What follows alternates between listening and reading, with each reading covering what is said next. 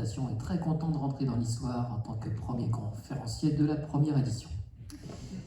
Donc je vais vous parler aujourd'hui de l'interrelation entre le système nerveux entérique et le microbiote dans un cadre bien précis qui est le métabolisme glucidique et les pathologies associées essentiellement un petit peu l'obésité mais surtout le diabète de type 2. Alors ce qu'il faut savoir, c'est que l'homéostasie glucidique, en fait, c'est le maintien de la glycémie. Et le but, en fait, de notre organisme, c'est de toujours maintenir une glycémie stable, relativement stable, on va dire, dans des conditions de jeûne et également dans des conditions nourries, en conditions postprandiales. Et cette balance, elle est représentée d'un côté par les entrées de glucose dans l'organisme, qui correspondent au glucose qui provient de l'alimentation, donc le glucose qui va être absorbé. Et également, dans certaines conditions, notamment au niveau du jeûne, eh bien, notre foie va être capable de produire du glucose. Et de l'autre côté de cette balance, on va voir ce qu'on appelle l'utilisation du glucose, c'est-à-dire du glucose qui rentre dans les muscles, dans le foie, également dans le tissu adipeux. Et cette balance, elle est sous l'influence de tout un tas d'hormones et de neurotransmetteurs qui permettent de maintenir cette glycémie relativement stable.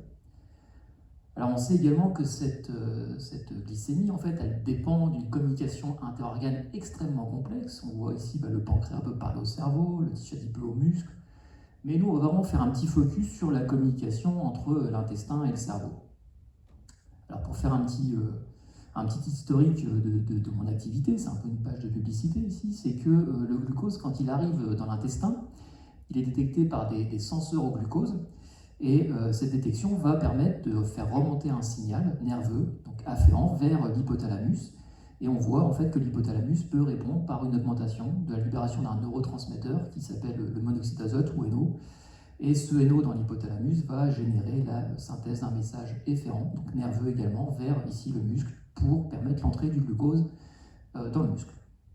Et au cours du diabète de type 2, eh bien, en fait, ces systèmes de détection dans l'intestin sont perturbés et ça aboutit à une perturbation de cet axe intestin-cerveau et ça participe en fait à l'apparition des troubles qu'on observe chez le diabétique de type 2, c'est-à-dire une hyperglycémie, à jeun et également en conditions postprandiales, et également une insulinorésistance, c'est-à-dire que l'insuline fait moins bien son rôle et le glucose ne peut plus rentrer dans les tissus. Alors j'espère vous avoir convaincu qu'il faut ici contrôler cet axe intestin-cerveau pour pouvoir lutter contre le diabète de type 2. Et donc ce qu'on essaie de faire actuellement, c'est d'identifier de nouveaux agents qui proviennent de l'intestin, qui vont permettre de restaurer cet axe intestin-cerveau pour augmenter la sensibilité à l'insuline et diminuer la glycémie en conditions de jeûne ou en conditions nourries.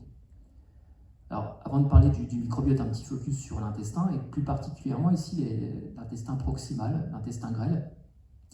Il y a une petite région qui s'appelle le duodénum, ici, juste après l'estomac, et ce duodénum, il est impliqué dans les systèmes de détection. Donc il y a des glucosenseurs, en fait. Il peut le sentir, clairement. Et ce qu'on sait également, c'est que ce duodénum, en fait, il intervient pour une grosse partie de l'absorption du glucose, ce qui fait qu'en conditions nourries, le duodénum va prendre du glucose, et ça, c'est lié à quoi? C'est lié à une augmentation de la motricité. Donc l'intestin peut se contracter un peu plus en conditions nourries. On augmente sa force de contraction pour favoriser les échanges entre la lumière intestinale où il y a le glucose et la paroi de l'intestin. Et donc on absorbe plus facilement du glucose. Alors c'est un truc qui est important puisque si on devient diabétique de type 2, on a des problèmes dans la détection du glucose, mais en plus de ça, on hyperabsorbe du glucose. Et cette hyperabsorption, elle est liée en fait à une hypermotricité duodénale qui va provoquer une augmentation de l'absorption et donc une hyperglycémie. Donc notre objectif, ça va être de traiter cette hypermotricité en agissant sur cet effet local, diminuer les contractions pour diminuer l'absorption du glucose. Mais vous allez voir juste après, en fait, en jouant sur cette motricité, on va pouvoir contrôler le cerveau, avoir cet effet central et restaurer donc la sécrétion de NO dans l'hypothalamus et donc favoriser l'augmentation de la sensibilité à l'insuline dans les tissus. Donc l'objectif, c'est de diminuer l'hyperglycémie. Alors comment est-ce qu'on restaure l'intestin-cerveau? Et dans l'intestin, on a des neurones qui constituent ce qu'on appelle le système nerveux entérique, et c'est ce qu'on appelle couramment le second cerveau. Alors ce système nerveux entérique, il est représenté par une petite photo ici, où on ne voit peut-être pas trop bien, mais en rouge, ce sont des populations de neurones qui contrôlent, on va le voir, les contractions. Alors je vais faire la version simple, en fait c'est un petit peu plus compliqué que ça, il y a beaucoup de types de populations de neurones dans l'intestin. On a des neurones qui vont pouvoir détecter directement des choses qui se passent dans la lumière intestinale. Ici, par exemple, on a des neurones qu'on appelle IPAN qui peuvent détecter des bactéries ou d'autres agents directement. On a des interneurones et on a surtout ce qu'on appelle des neurones moteurs. ces neurones moteurs, qu'est-ce qu'ils font?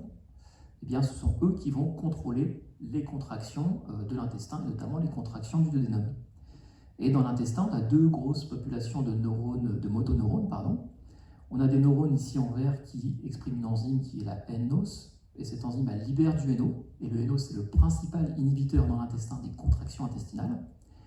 Et à l'opposé, on a des neurones qui expriment une enzyme qui est la CHAT, qui est une enzyme qui permet la synthèse d'acétylcholine, qui est le principal neurotransmetteur excitateur, on va dire, des contractions intestinales.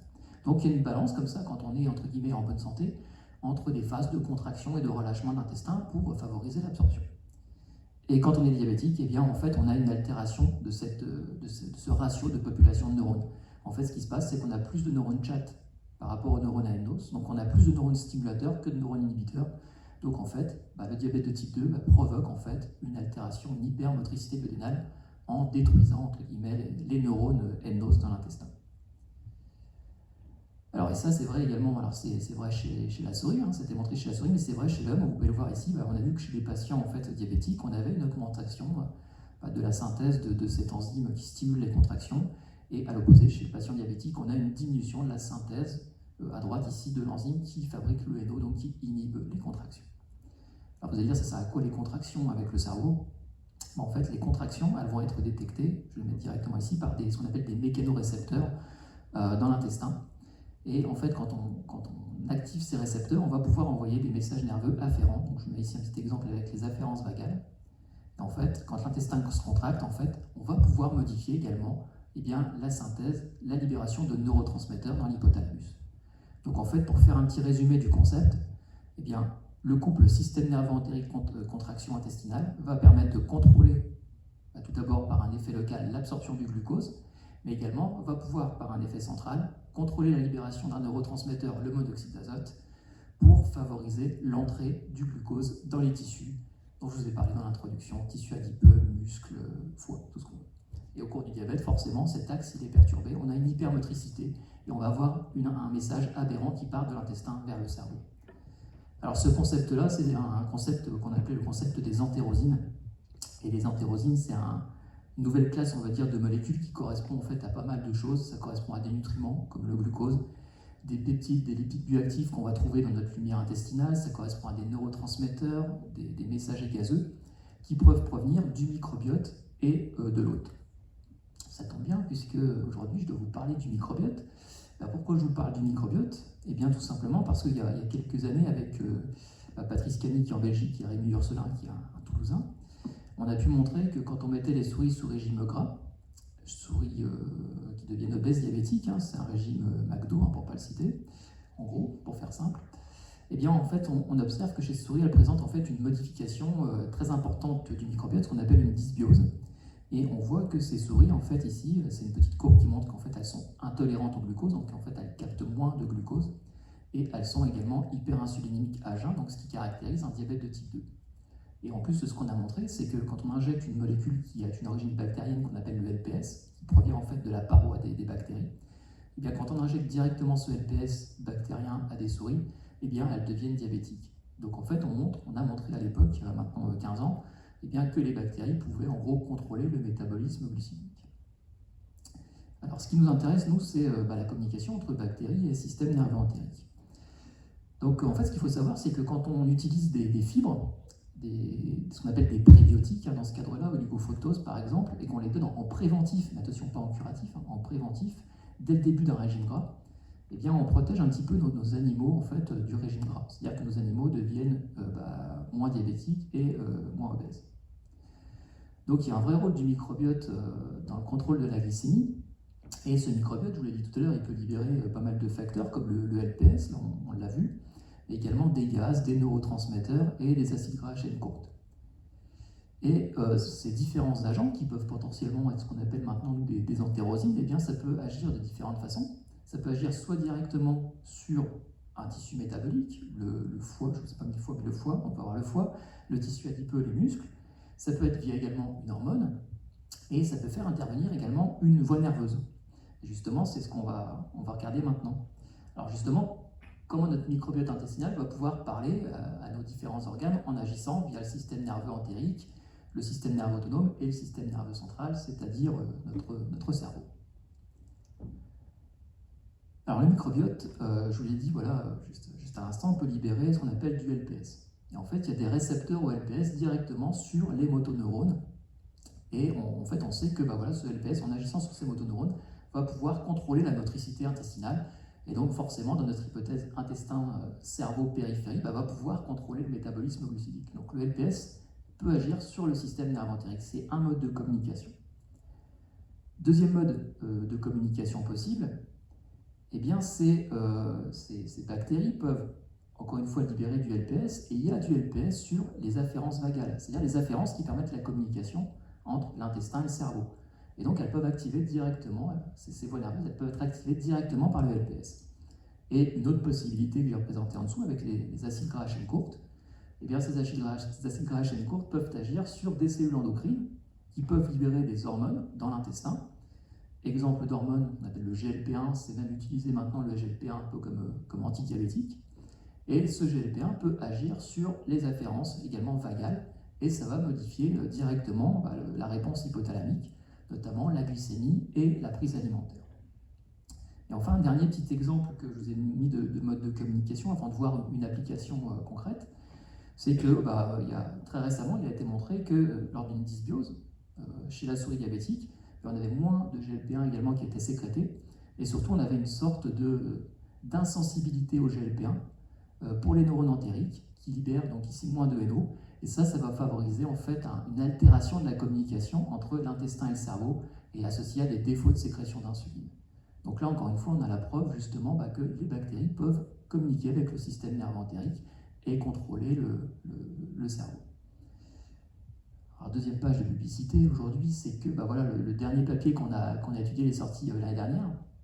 Et dans cet article, en fait, on a essayé d'identifier de nouvelles entérosines en utilisant vraiment les bactéries, on va dire, comme une arme, on va dire, nutritionnelle pour lutter contre le diabète de type 2.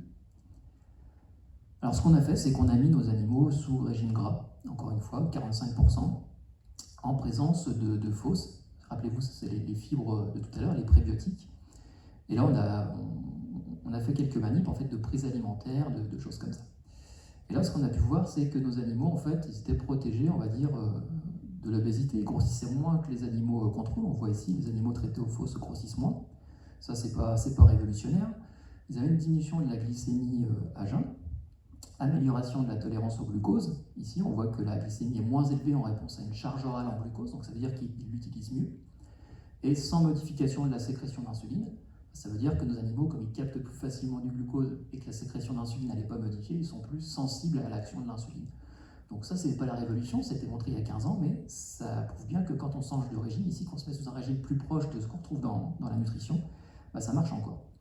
Et ça s'associe à des petites choses aussi pareilles, il y a une diminution de l'inflammation au niveau du tissu adipeux. J'en ai pas parlé dans mon introduction, mais il faut savoir que voilà, le diabète de type 2, ça se traduit également par une inflammation au niveau du tissu adipeux, ce qui est associé à l'insulinorésistance. Donc ici, c'est super bénéf, on va dire, le FOS pour l'organisme. Par contre, la nouveauté, c'est que quand on traite nos animaux avec du FOS, on voit qu'on a une diminution de l'expression de la CHAT, qui est l'enzyme qui permet la sécrétion d'acétylcholine qui stimule les contractions. Et en plus de ça, on voit que les contractions au niveau du duodénal, elles sont significativement diminuées. Donc premier élément, voilà, quand on modifie la flore intestinale de façon bénéfique, on peut ralentir la contraction duodénale. Alors on a essayé d'identifier l'acteur moléculaire qui permet la communication justement avec le système nerveux entérique, et on s'est intéressé cette fois-ci à des lipides bioactifs. Le concept avait été montré avec des peptides, et comme vous pouvez le voir ici, il n'y a pas de petite étoile partout, ça veut dire que ça ne marche pas trop, sauf pour un lipide qui est le 12-HETE. Et on voit quand on traite nos animaux au FOS, on a une augmentation de la synthèse de ce lipide par l'intestin. Alors c'est quoi ce 12-HETE, dont je ne vais pas donner le nom parce que je suis incapable de le dire tellement il est long. Eh bien le 12-HETE, en fait, c'est un lipide qui marche essentiellement au niveau des plaquettes au départ, et ça a plutôt au niveau des plaquettes un effet pro-inflammatoire, c'est plutôt délétère. Mais c'est bénéfique en fait dans un cas particulier, c'est dans le cas où c'est fabriqué par les neurones, ça tombe bien. Et ce 12-HETE que vous avez ici, tout en haut à droite, eh bien, il est activé quand on active la voie des récepteurs aux opioïdes, les récepteurs MUL par exemple. Et quand on active en fait ce récepteur, on augmente la production de 12-HETE, ça va avoir un effet en fait bénéfique, neuroprotecteur, au niveau du système nerveux central.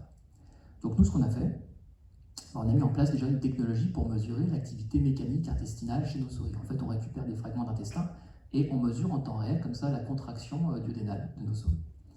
Et ce qu'on voit relativement bien, c'est que quand on met directement le 12-HETE directement sur des petits fragments d'intestin de souris diabétiques, eh bien, on voit ici qu'on a un ralentissement des contractions duodénales, ce qui laisse supposer que le 12-HETE a un effet bénéfique. Alors, pour aller plus loin que la supposition, on a continué des petites manips en regardant ce qui se passait au niveau de l'activité, au niveau de l'expression des enzymes impliquées dans la synthèse des neurotransmetteurs au niveau de l'intestin. Et comme vous pouvez le voir, c'est associé à une augmentation de la production de nNOS, qui libère du NO, encore une fois, qui est bénéfique pour l'organisme. Donc voilà, le ralentissement des contractions peut peut-être s'expliquer également par une augmentation de la synthèse de nNOS, plus de NO dans l'intestin. Donc on modifie l'axe intestin-cerveau. Et quand on traite nos animaux de façon chronique, pendant une petite semaine, par voie orale, à peine une semaine, nos animaux, après leur régime gras, donc cette fois-ci en curatif, eh bien on voit que nos animaux grossissent moins. Ils ont une amélioration également de la glycémie à jeun, donc ils sont moins diabétiques, et c'est associé également à un dernier paramètre qui est l'amélioration de la tolérance au glucose chez nos animaux, sans modification de la sécrétion d'insuline, ce qui fait que voilà, on a une amélioration de la sensibilité à l'insuline, donc nos animaux sont vraiment moins diabétiques. Voilà, je suis à 16 minutes 36, j'espère vous avoir convaincu que les entérosines, c'est super important, notamment les entérosines qui peuvent être d'origine bactérienne, donc c'est ce qui est en bas à droite, mais sachez que le concept, on peut l'appliquer à d'autres molécules, les nutriments, les hormones, les neurotransmetteurs qu'on trouve dans l'intestin, et également le système immunitaire. Alors j'en profite pour dire un grand merci avec un grand bonheur à toutes les personnes qui travaillent avec moi, qui me supportent au quotidien, ainsi que mes sponsors. Voilà, si vous avez des questions.